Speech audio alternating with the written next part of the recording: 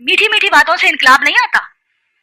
मौलाना तारिक जमील के बयानात से कोई बरेलवी जो है वो देवबंदी नहीं बन जाएगा और कोई अहले हदीस जो है वो देवबंदी नहीं बन जाएगा। मीठी मीठी बातें बयान करते रहेंगे वो, और सब लोग जो है वो उस पर आमीन सुभान अल्लाह कहते रहेंगे। लेकिन इनकलाब आता है नंगी तलवार की हक की तौहीद की दावत देने से। तो नबी सल्लल्लाहु अलैहि वसल्लम की मुबारक मीठी जुबान से ज्यादा किसी और की मीठी जुबान हो सकती थी?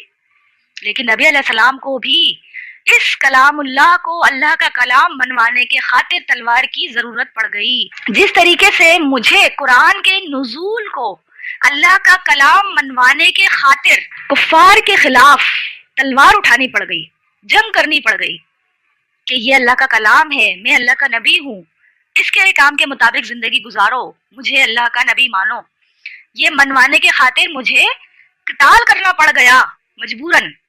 कोई शौक नहीं था आप अलैहिस्सलाम को, जिस तरीके से नॉन मुस्लिम लोग कहते हैं कि इस्लाम तो तलवार के जोर पर फैला है। बिल्कुल ठीक है, बदमाशों को उखाड़ने के लिए तलवार की जरूरत पड़ती है,